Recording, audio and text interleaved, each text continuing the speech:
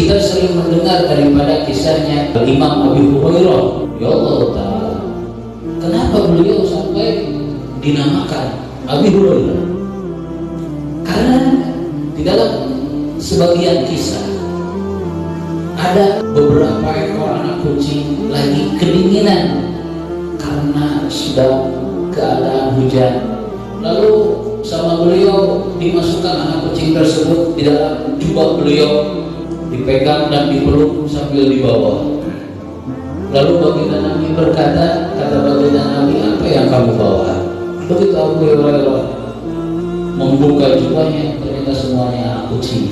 Kata baginda Nabi, inilah Abu Hurairah, bapaknya daripada kucing, dan ini yang akan nanti memimpin ahli surga. Karena apa? Orang yang sayang dan lembut kepada kucing